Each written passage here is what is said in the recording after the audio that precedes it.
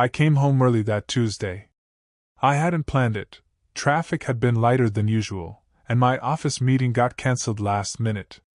As I walked up the stairs, I heard voices in the living room.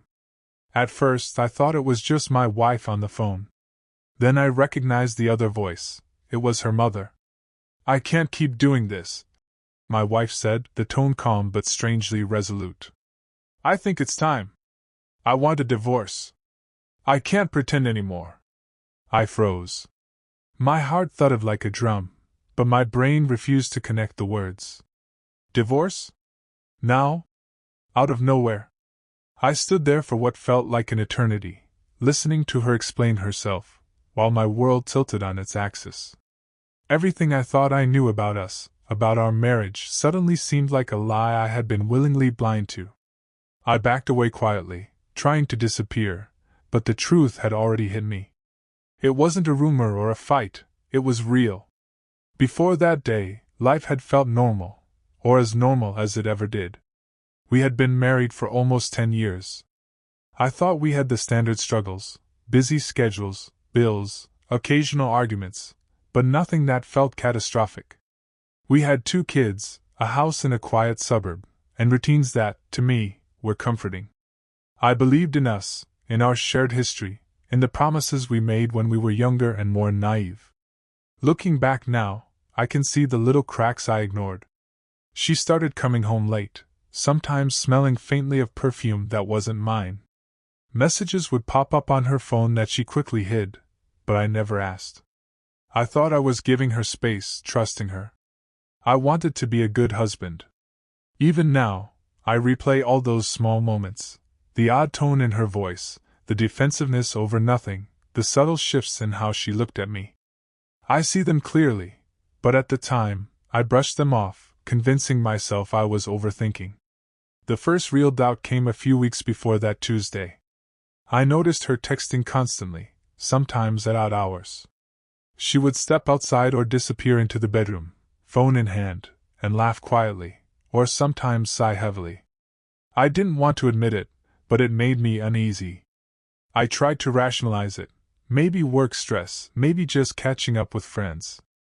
But the feeling in my gut never left. One night, I accidentally saw a snippet of a message on her phone when she left it unlocked. It wasn't explicit, but the tone was intimate in a way I hadn't expected. My chest tightened. I wanted to confront her, but the thought of being wrong terrified me. I told myself to wait, to observe, to find clarity without creating unnecessary conflict. Even then, I felt the subtle shift in our connection. Conversations became shorter, touches less frequent. I chalked it up to fatigue, life pressures, but deep down, I knew something was changing, and I was powerless to stop it. That Tuesday, after hearing the words, "I want a divorce," I didn't rush in. I just stood in the hallway, trying to process the sound of her voice, the calm certainty in her tone. I wanted to scream, to demand explanations, but something froze me, part shock, part disbelief.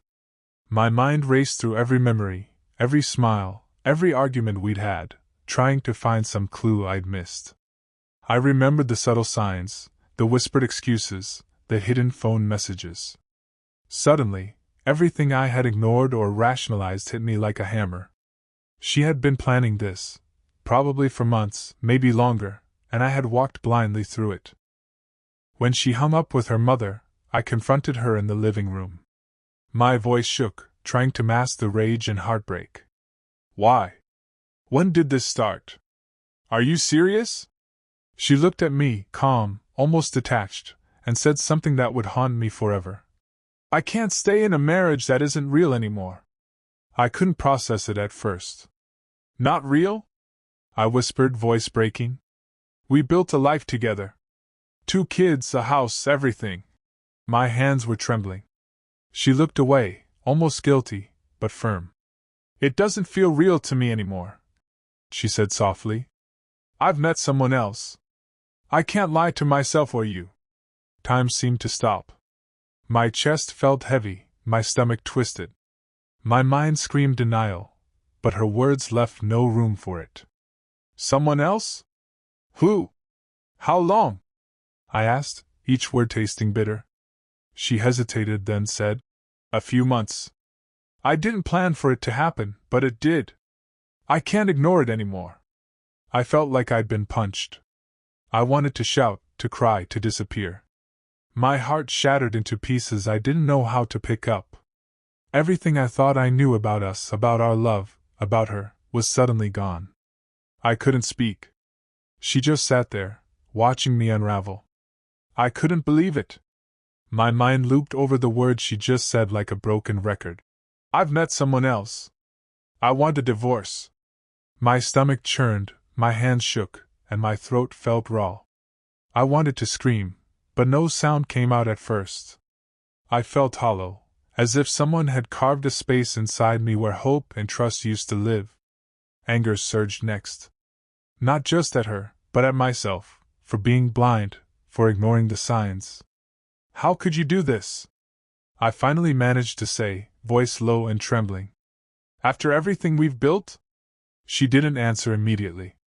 She just sat there, tears in her eyes, silent yet resolute. I wanted to throw things, to leave, to make her feel the chaos I felt inside. Instead, I sank onto the couch, feeling shock, betrayal, and shame crash over me. The house that had always felt safe suddenly felt like a cage.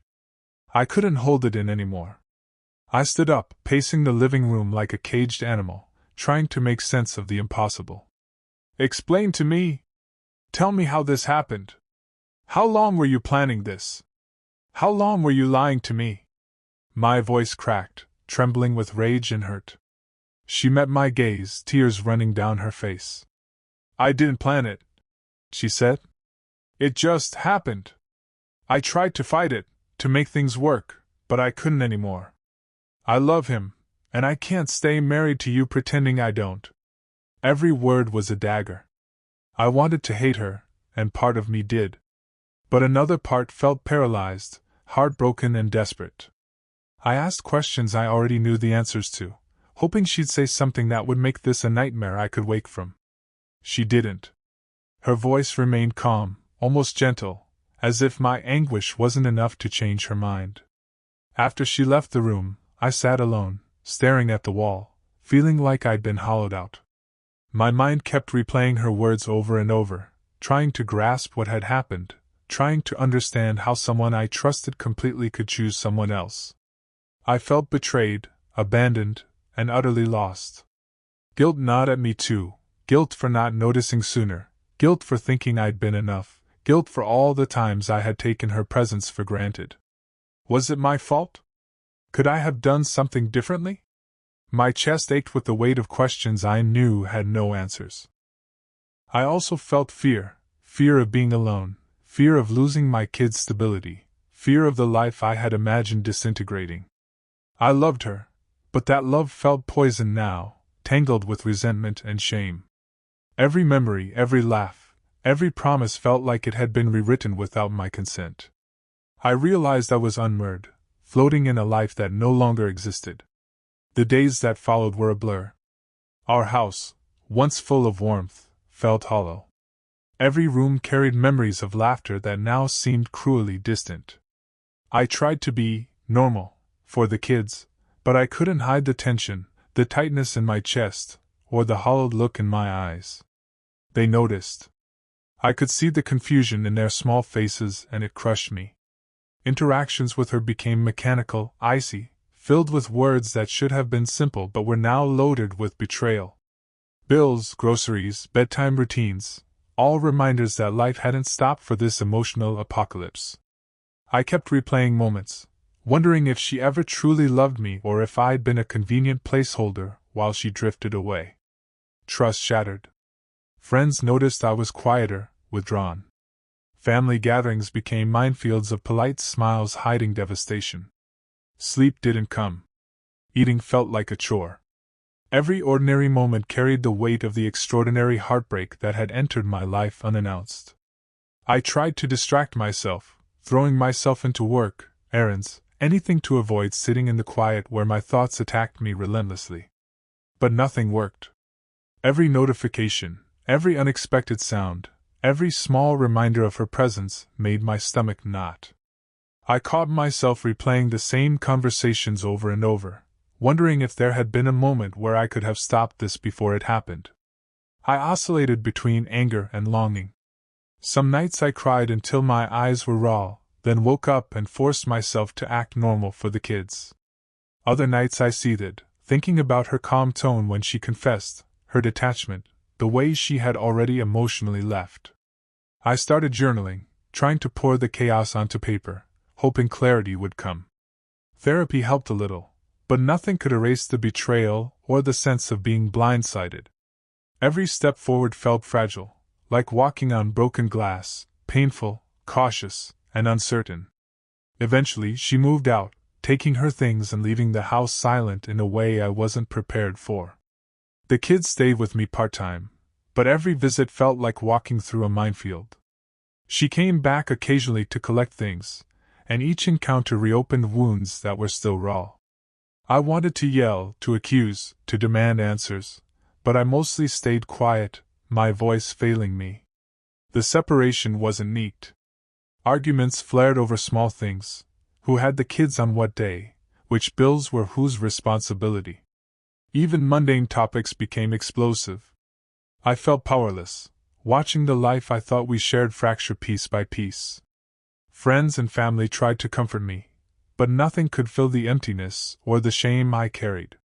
Every time I looked at our home, our kids, I was reminded of what had been lost. Normalcy seemed impossible.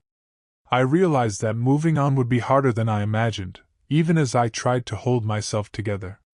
Weeks turned into months, and the anger I felt began to shift into something more complicated: resentment mixed with longing. I hated her for leaving, for betraying everything we had built, but I also missed her. I missed the way our mornings had felt simple, the quiet moments with our kids, the illusion of safety I'd taken for granted. We tried to communicate civilly, mostly about schedules and logistics, but every conversation carried the undercurrent of tension. I found myself rereading old messages, replaying conversations, looking for signs I could have missed, trying to make sense of her decision. Rationally, I knew there was no point, but emotionally, I couldn't stop. I even considered reaching out, trying to understand, to salvage something, anything, but fear and pride stopped me. I realized that part of me was still addicted to the idea of us, even though she had chosen someone else. Every interaction left me raw, uncertain, and emotionally exhausted, trapped between love and betrayal. Months later, the weight of what happened still clings to me. Trust doesn't come easily anymore. I second-guess people's intentions, replay interactions, and wonder if everyone I care about could abandon me in the same way. Relationships that used to feel simple now feel like minefields. I'm hyper-aware of subtle signs, terrified of being blindsided again. My mental health took a hit. Sleep is still sporadic, anxiety lingers, and moments of depression sneak in unexpectedly. I find myself withdrawing from friends or social events because pretending everything is fine feels impossible. Even daily routines feel heavy, burdened with memories of what was and what I lost. I also question myself constantly. Was I not enough? Did I miss signs? Could I have done something differently? These thoughts eat at me, even though logically I know her choices were hers alone. Part of me is still rebuilding, learning to trust my own judgment, my own instincts, and to reclaim pieces of myself that were lost in the fallout.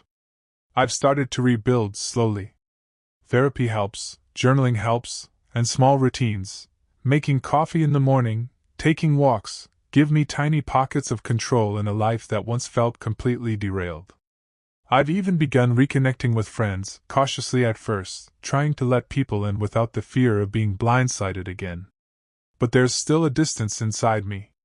I smile, I laugh, I function, but there's a layer of caution now, a hesitancy to fully invest emotionally. Love feels fragile, and trust feels earned in increments I never expected to measure.